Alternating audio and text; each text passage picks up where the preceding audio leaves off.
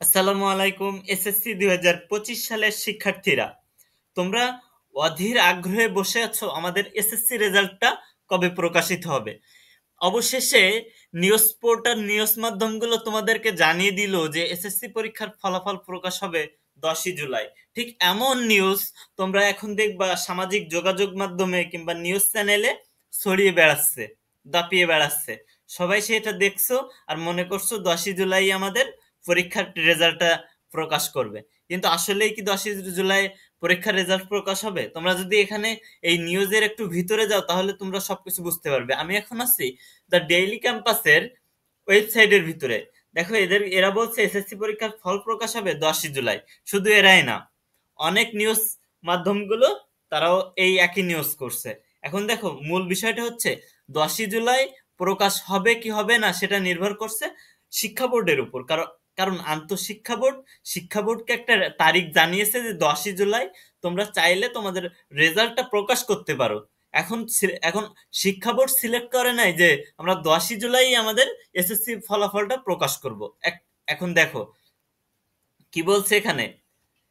চলতি বছরের মাধ্যমিক স্কুল সার্টিফিকেট ও সমমানের পরীক্ষার ফলাফল আগামী 10ই জুলাই প্রকাশ করা হবে, এ সম্পর্কিত একটি প্রস্তাব শিক্ষা মন্ত্রণালয়ে পাঠানো হয়েছে।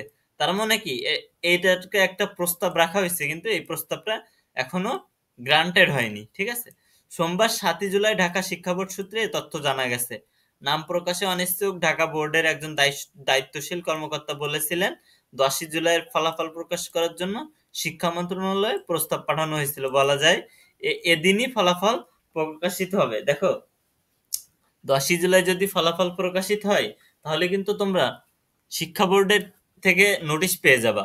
আর যখনই তোমরা নোটিশ পেয়ে যাবা, এখনো কিন্তু শিক্ষা বোর্ডে এরকম কোনো ধরনের নোটিশ আসে নাই যে তোমরা তোমাদের ফলাফল 10ই জুলাই পেয়ে যাচ্ছ। যখনই তোমরা এই ফলাফলের এই নোটিশটা পেয়ে যাবে তখনই একেবারে 100% শিওর হয়ে যাবে যে না, 10ই জুলাই আমাদের পরীক্ষার ফলাফলটা দিয়ে দিবে।